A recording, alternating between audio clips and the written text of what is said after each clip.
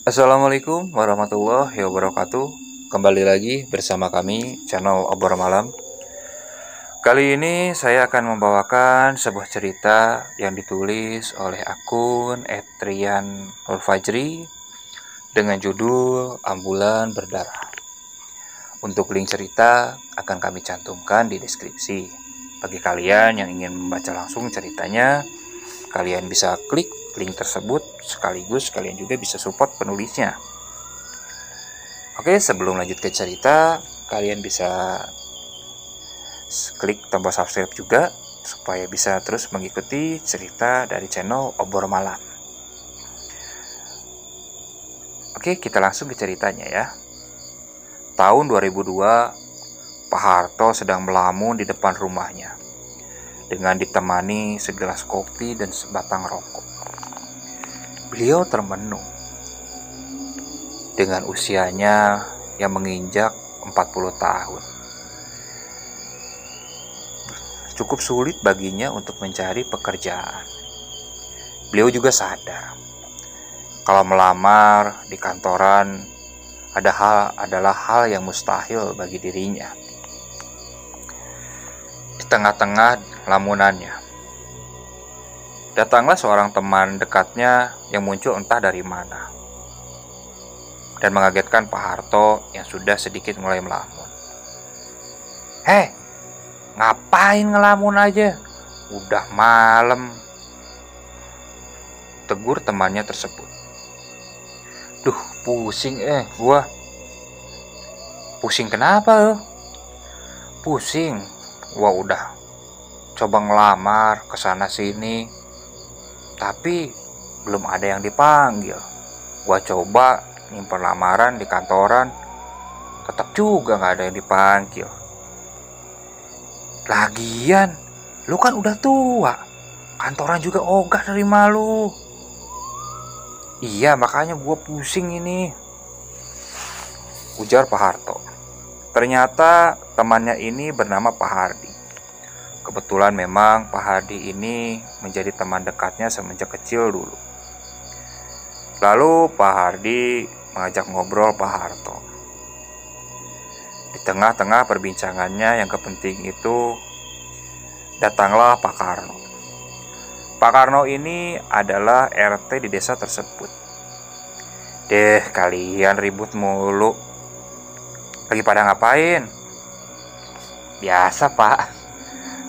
Ngobrol, ngabisin malam daripada suntuk di rumah sendirian," ujar Pak Hardi. Ternyata kedatangan Pak Karno ini membawa kabar baik untuk Pak Harto. Beliau menawarkan pekerjaan kepada dia. "Bisa nyetir nggak, Tok?" jawab Pak Karno. "Bisa dong, Pak. Nyetir kuda juga bisa. Saya bisa bikin tuh kuda nyampe ngesot." Hehehe, ujar Pak Harto. "Dah, ya udah, besok ikut saya ke RSJ." "Aduh, ngapain, Pak?" "Masukin lu.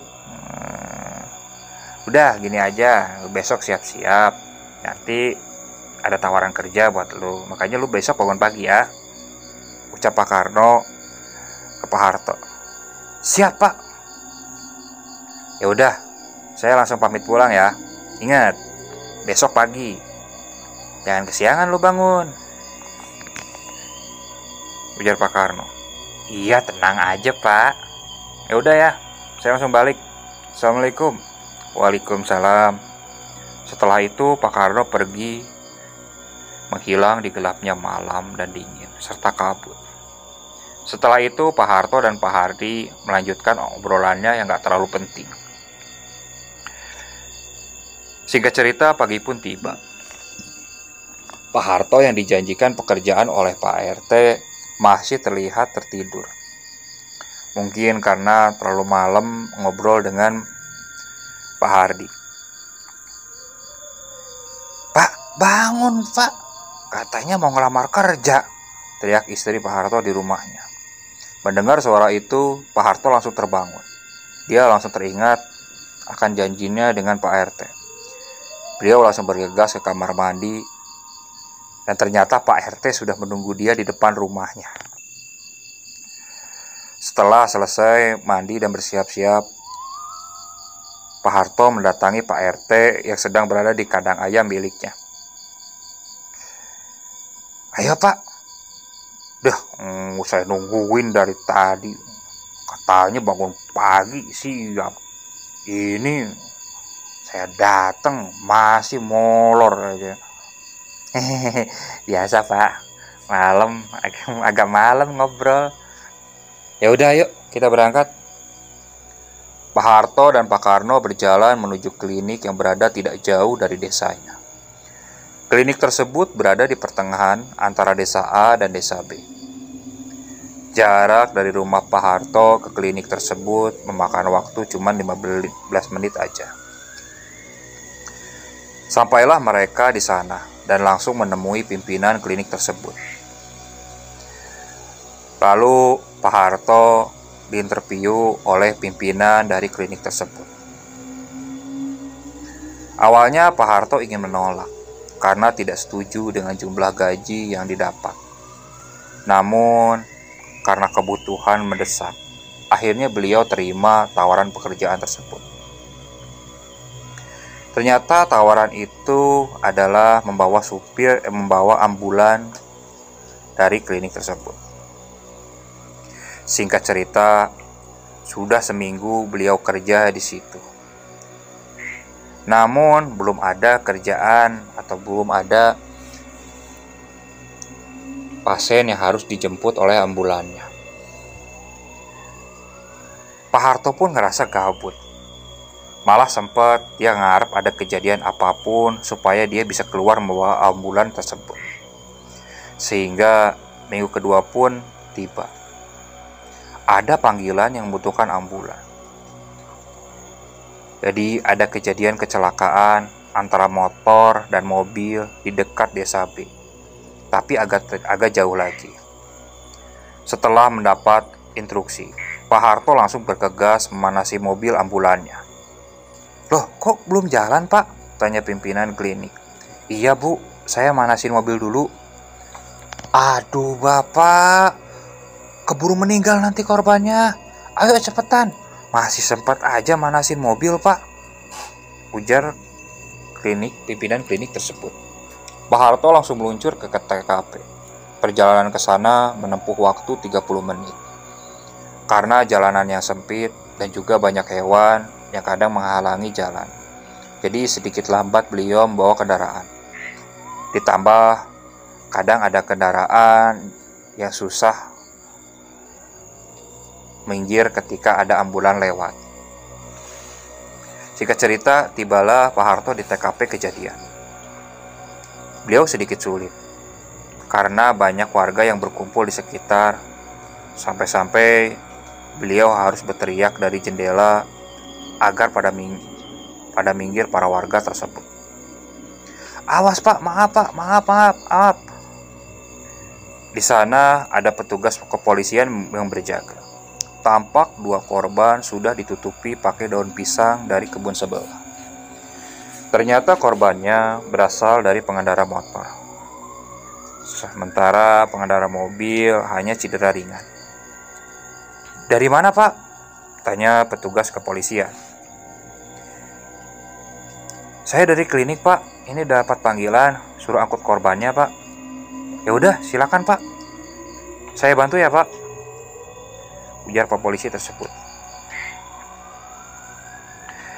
Saat korban masih ditutupi dengan daun pisang, Pak Harto masih biasa saja. Tapi pas daun pisangnya dibuka, tak pakai lama Pak Harto langsung muntah.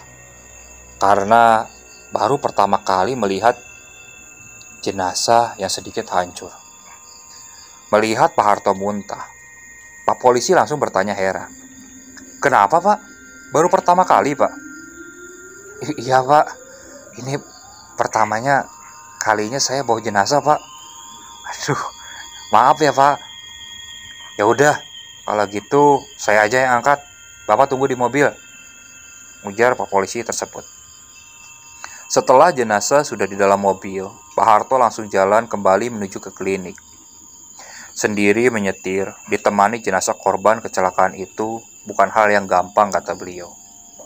Ada tekanan batin, ketakutan, dan ditambah bau anyir darah menghiasi suasana dalam mobil itu. Sepanjang perjalanan, Pak Harto hanya terdiam. Sesekali beliau melihat ke spion arah belakang, berharap jenazah tersebut tak terbangun lagi. Syukurlah beliau akhirnya sampai di klinik dan tidak ada kejadian ganjil.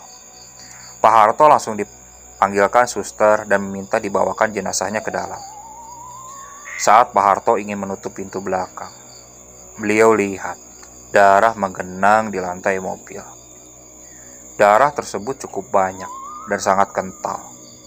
Pak Harto langsung berinisiatif untuk membersihkannya di area belakang klinik. Saat membersihkannya pun, beliau tak ada pikiran yang aneh-aneh. Kejadian pun gak ada sama sekali. Semakin lama beliau bekerja di sana, pengalaman Pak Harto membawa jenazah pun semakin banyak. Mulai dari korban kecelakaan, orang sakit, dari yang menjemput masih hidup sehingga meninggal di perjalanan, beliau sudah alami semuanya. Pak Harto mulai terbiasa dengan semuanya. Dia sudah terbiasa dengan melihat korban kecelakaan. Hingga akhirnya ada kejadian yang tak Pak Harto harapkan terjadi. Malam itu pukul 11 malam. Pak Harto berada di rumah karena kebetulan klinik udah dapat supir ambulan lagi agar bisa bekerja secara bergantian. Kebetulan juga malam itu terjadi kecelakaan antara motor dengan motor juga yang menewaskan kedua pengendara tersebut. Pak Harto yang sudah bersiap ingin tidur dikagetkan dengan suara gedoran di pintu rumahnya. Pak Harto, Pak!" teriak suara dari luar rumahnya. Pak Harto yang kaget dan bingung langsung bangun dan menuju pintu rumah depan. "Loh, Jamal, ada apa kok kayak panik gitu?" tanya Pak Harto. Jamal adalah salah satu security di klinik tersebut. "Pak, ada kecelakaan dan butuh ambulans sekarang." "Lah, si Pardi kemana?" "Gak tahu, Pak, saya cari-cari gak ada di klinik. Ayo Pak, cepetan." Karena terburu-buru, Pak Harto langsung cepat-cepat pakai baju. Oh iya, Pak Hardi ini adalah salah satu supir ambulan di klinik tersebut yang masih muda. Pak Harto dan Jamal langsung menuju klinik dengan kecepatan tinggi. Motor butut Jamal dipaksa untuk beralih cepat di gelapnya malam. Setelah sampai di klinik, Pak Harto langsung menuju garasi mobil ambulan tersebut. Manasin mobil sebentar dan langsung gas ke TKP. Tapi baru sampai gerbang depan klinik, Pak Harto ngerem ngedadak. Jamal, lu kagak ngasih tahu di mana lokasi kecelakaannya?" "Lah, kirain Bapak tahu. Habis main ngegas aja nggak pakai nanya." "Itu Pak, deket desa B, tapi sonoan dikit." Lokasi kecelakaan ini lumayan jauh dari tempat pertama kali Pak Harto angkut jenazah korban motor dan mobil yang pertama kali Pak Harto ambil. Perlu waktu hampir 1 jam perjalanan ke TKP. Pak Harto berharap masih sempat untuk menolong korbannya. Pak Harto mencoba memotong jalan. Waktu yang ditempuh hingga 40 menit untuk sampai ke TKP. Namun sayang, kedua korbannya sudah tak dapat tertolong. Keduanya sudah dinyatakan meninggal oleh polisi. Pak Harto langsung mengambil kantung jenazah di belakang, lalu membawanya ke samping korban tersebut. Yang satu laki-laki berumur sekitar 30 tahun, dan satu lagi anak kecil berumur sekitar 15 tahunan.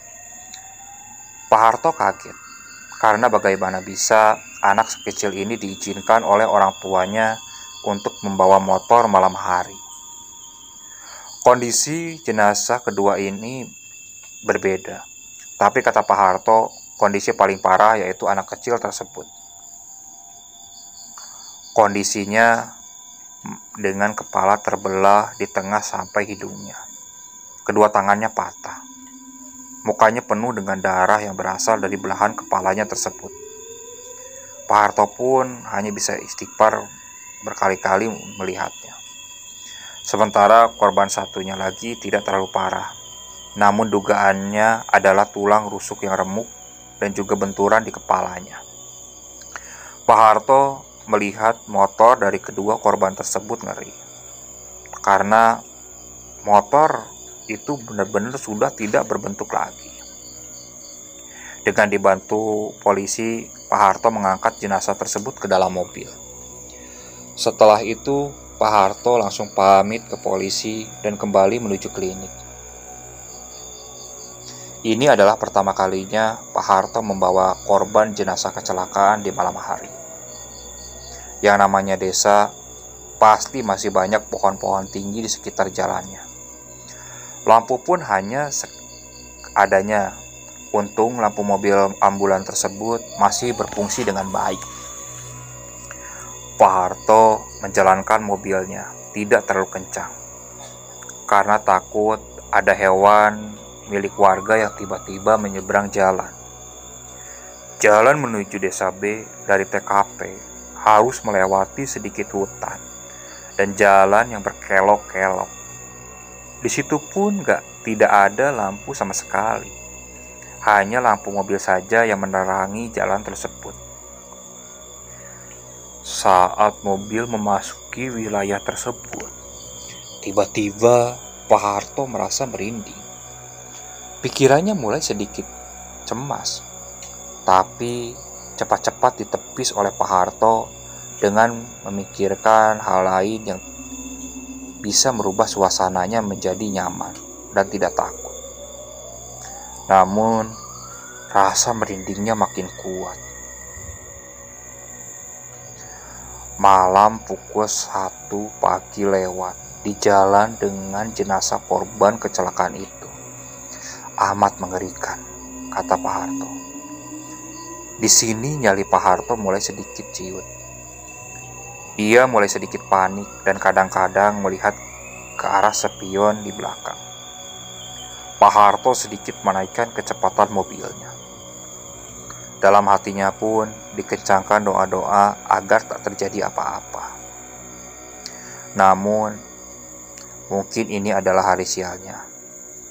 Saat sedang fokus menyetir, tiba-tiba di tengah suara mobilnya, beliau seperti mendengar suara sebuah seleting seperti ada yang membukanya.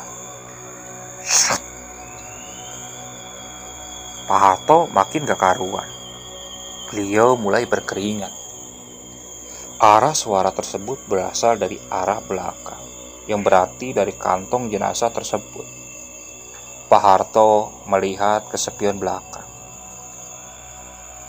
Matanya pelan-pelan melirik, dan syukur tidak ada apa-apa.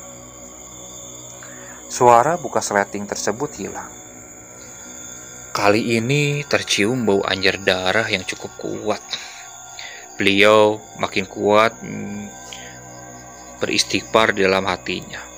Pikirannya udah mulai kacau. Beliau menginjak gas mobilnya makin dalam. Tidak peduli lagi apa ada lubang atau tidak. Di saat panik tersebut, Pak Harto kembali mencoba melirik ke arah spion belakang. Dan terlihat hal yang sangat tidak diharapkan oleh Pak Harto waktu itu. Dalam gelap, Pak Harto melihat sosok dari spion sedang duduk melihat ke arah depan. Tidak percaya dengan apa yang beliau lihat. Untuk meyakinkan hatinya, Pak Harto menengok ke belakang. Dan benar saja, Pak Harto melihat salah satu jenazah tersebut duduk. Sosok anak kecil dengan muka yang penuh darah melihat ke Pak Harto. Melihat hal itu, Pak Harto langsung membuang muka ke arah depan dan beristighfar sekuat-kuatnya. Dengan keadaan panik, untung beliau masih kontrol mengendarai mobilnya dengan baik. Pak Harto hanya bisa berdoa di dalam hati. Beliau sudah gak berani buat ngelirik ke arah spion. Tiba-tiba terdengar suara dari arah belakang. "Pak, sakit." Dek. Jantung Pak Harto seakan berhenti mendengar suara tersebut. Jujur, saat itu badan beliau sudah mulai lemas. Seakan tenaganya diserap oleh sosok anak kecil tersebut. "Pak." Kembali suara tersebut makin membuat Pak Harto ketakutan. Beliau mau berhenti dan kabur meninggalkan mobilnya saat itu. Namun, saat itu dia berada di tengah hutan. Gak ada hal yang bisa beliau lakukan saat itu. Beliau hanya bisa berdoa saja dan mencoba menguatkan nyalinya. Itu adalah hal yang gak bisa beliau lupakan. Benar-benar, badan beliau terasa lemas saat itu. Mobil mulai memasuki desa B. Pak Harto mulai sedikit tenang, karena sudah mulai ada penerangan di jalan. Beliau coba beranikan lagi untuk menengok ke arah spion. Kali ini, sosok anak kecil tersebut sudah tidak ada. Entah mengapa, sepanjang perjalanan di dalam desa B tersebut, tidak terjadi apapun. Namun, saat mobil kembali meninggalkan desa B dan memasuki hutan menuju klinik, kembali Pak Harto ketakutan luar biasa. Di saat sedang tenang-tenangnya, ada suara tangisan. Suara tersebut lirih dan pelan. Awalnya, Pak Harto tak percaya. Namun, makin lama, suara tersebut makin jelas. Mendengar suara tangisan itu kembali, Pak Harto merinding luar biasa. Beliau coba melirik ke arah spion, dan tak ada siapapun. Namun beliau yakin, suara tersebut berasal dari arah belakang. Suara tersebut suara anak kecil. Ya, Pak Harto yakin itu suara berasal dari salah satu korban tersebut. Makin lama, suara tangis itu makin keras.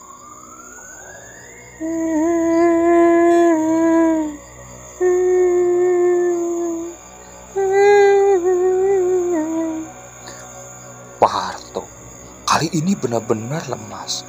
Badannya seakan benar-benar tidak kuat lagi untuk menyetir.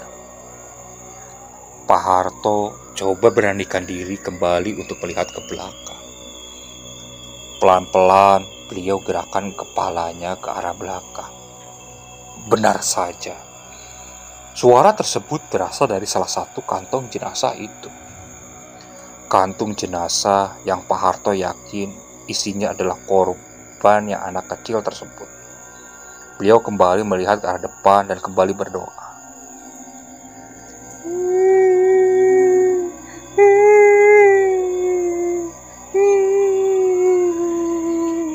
Selama 15 menit, suara tangisan itu menemani Pak Harto. Hingga sampailah beliau di klinik pukul 2:30 kurang. Tanpa basa-basi, Pak Harto langsung menuju memberhentikan mobilnya dan keluar dari mobil. Dia meminta Jamal untuk membantunya mengeluarkan jenazah tersebut. Jamal melihat muka Pak Harto pucat, langsung bertanya kenapa. Tapi Pak Harto tak menjawab, agar si Jamal tidak ketakutan juga. Setelah jenazah dikeluarkan, Pak Harto menutup pintu mobilnya dan kembali melihat genangan darah segar di lantai mobilnya. Setelah selesai menurunkan jenazah, karena Pak Harto lelah, Pak Harto berinisiatif untuk membersihkan genangan darah tersebut esok hari. Beliau langsung memarkirkan mobilnya di garasi klinik dan bergegas ke arah mes yang disediakan untuk beristirahat. Bayang-bayang wajah korban tersebut masih terbayang di pikiran Pak Harto, sehingga membuat beliau susah tidur. Padahal saat itu beliau benar-benar capek dan ngantuk, namun matanya susah untuk terpejam. Setelah membaca doa, akhirnya beliau bisa tertidur. Namun sialnya, saat itu juga beliau bermimpi didatangi oleh jenazah anak kecil tersebut.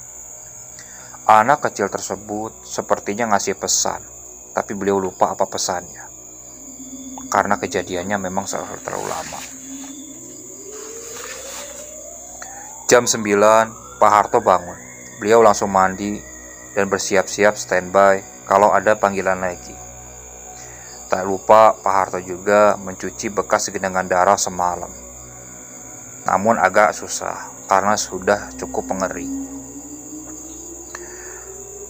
Setelah kejadian itu, kejadian aneh di mobil ambulan tersebut mulai bermunculan. Mulai dari bekas darah yang selalu muncul sendiri hingga mobil menyala dengan sendirinya. 2 hari setelah kejadian itu, Pak Harto mendapatkan tugas buat mengantar pasien yang meninggal dunia di klinik tersebut menuju rumahnya. Pasien itu meninggal karena serangan jantung. Otomatis nggak ada darah yang keluar dari tubuh jenazah itu. Rumah jenazah tersebut ada di desa B. Cuma sekitar 15 menit perjalanan. Saat perjalanan menuju rumah duka, gak ada satu keluarga pun yang menemani di dalam mobil jenazah tersebut. Entah kenapa mereka lebih memilih untuk naik motor. Pak Harto gak kepikiran. Dia cuma manggut-manggut aja karena memang udah tugasnya. Dari pihak keluarga nuntun mobil di depan naik motor. Waktu itu jam menunjukkan pukul 21 malam. Jalan yang sempit bikin kecepatan mobil tidak bisa kencang. Pak Harto harus berhati-hati karena banyak hewan yang ada di pinggir jalan. Ngeselin juga tuh yang pakai motor nggak pakai lihat-lihat belakang, ujar Pak Harto di dalam hatinya. Makin lama jarak motor sama mobil mulai agak jauh. Pas di tikungan tajam, motor itu sudah gak kelihatan sama Pak Harto. Karena gak mau ketinggalan dan nyasar, Pak Harto sedikit ngegas buat mengejar motor tersebut. Pas di belokan sudah lewat, Pak Harto ngeliat lampu belakang dari motor itu dari kejauhan. Dalam hatinya, syukur masih bisa kekejar. Karena gak mau ketinggalan lagi, Pak Harto makin memacu gas mobilnya biar lebih dekat dengan motor tersebut. Ketika jarak mobil dengan motor itu sudah dekat, samar-samar Pak Harto melihat pengendara motor itu. Beliau bingung. Kok kenapa tuh yang bawa jadi sendirian? Padahal tadi pas di klinik jalan ada berdua, ujar beliau di dalam hati. Beliau coba gunain lampu jauh untuk melihat. Ternyata benar, pengendara motor itu cuma satu. Yang aneh dan buat Pak Harto kaget bukan main adalah posisi kepala pengendara tersebut dalam posisi melihat ke belakang, sedangkan badannya ke arah depan. Jadi posisi kepala itu benar-benar tegak lurus, bukan menoleh. Dan wajahnya mirip dengan anak kecil korban kecelakaan 2 hari yang lalu yang kepalanya terbelah. Karena kaget, Pak Harto langsung mengerem mobilnya secara mendadak. Namun, pas Pak Harto mengerem, tiba-tiba ada bunyi benda yang menabrak dari arah belakang mobil. Pak Harto kaget, langsung lihat ke spion belakang, namun gelap. Beliau langsung turun dari mobil. ketika beliau sudah sampai belakang. Beliau kaget karena ternyata motor dari keluarga jenazah yang Pak Harto bawa itu yang menabrak. Antara bingung dan kaget, Pak Harto cuma bisa diam.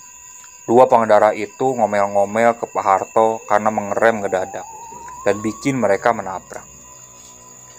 Duh, perasaan mereka itu berangkat dari klinik di depan, kok bisa jadi di belakang? Ujar Pak Harto di dalam hati. Beliau langsung bantu mereka bangun.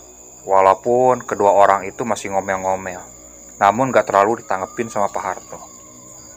Karena pikiran dia masih memikirkan, kenapa dua orang itu bisa ada di belakangnya. Setelah membangunkan mereka, Pak Harto sempat minta maaf karena udah ngerem mendadak. Habis itu ditanya, kok mereka bisa ada di belakang mobil? Padahal pas dari klinik itu Pak Harto ingat, mereka itu ada di depan. Jawabannya justru lebih mengejutkan lagi. Kata mereka, Pak Harto lah yang tiba-tiba jalan duluan ninggalkan mereka berdua. Mau nyali pun susah, karena jalan sempit. Dan kadang Pak Harto ngebut, kalau jalannya halus. Pak Harto cuma bisa diam. Mau ngomong juga bingung, takut mereka nggak percaya. Ya udah, lanjut, langsung aja jalan. Sekarang Pak Harto yakin matanya kalau mereka ada di depan untuk menunjukkan jalan. Sebelum jalan, orang yang bawa motor bilang kalau rumah dukanya udah kelewat. Nah, di sini makin bingung lagi. Dan tuh ternyata sosok anak kecil korban kecelakaan itu yang bikin Pak Harto nyasar. Udah nih, bikin nyasar, ditabrak pula. Duh, lengkap kesialan Pak Harto malam itu, pikir Pak Harto. Beliau cuma berharap keluarga dari korban itu tidak melaporkan dia ke atasannya, karena beliau takut dipecat kalau dilaporkan. Sepanjang perjalanan, Pak Harto meminta maaf ke keluarga korban yang sekarang menemaninya di dalam mobil, supaya tidak menyasar lagi. Akhirnya sampailah mereka di rumah duka. Pak Harto langsung menurunkan jenazah tersebut dari mobilnya dan membantu membawa ke dalam rumah. Setelah selesai, beliau pamit buat balik ke klinik. Tak lupa juga beliau minta maaf lagi kepada keluarga korban atas kejadian di jalan tadi. Untung saja ketika balik ke klinik, tak ada kejadian apa-apa yang dialami. Sampainya ke klinik, dia langsung memarkirkan mobilnya, terus rebahan di kursi. Namun pikirannya masih tetap memikirkan kejadian itu. Sampai nggak kerasa, dia sampai ketiduran. Ketika bangun, ternyata sudah pagi. Beliau langsung siap-siap untuk pulang ke rumah, karena memang ganti SIM. Supirnya yang dulu sudah diganti, yang lama sudah dipecat. Ternyata ketika dicariin dulu, bocah itu balik ke rumahnya untuk angkat jemuran karena disuruh sama emaknya. Jam 10 Pak Harto sampai rumah. Terlihat istrinya sedang mengobrol dengan tetangga sebelah. Pak Harto langsung masuk ke rumah lalu mandi. Setelah itu, dia melanjutkan tidurnya kembali. Oke, sekian untuk cerita kali ini. Dan cerita kali ini masih akan disambung oleh video selanjutnya. Tetap ikuti channel Obor Malam. Mohon maaf apabila masih banyak kesalahan dalam pembawaan cerita. Assalamualaikum warahmatullahi wabarakatuh.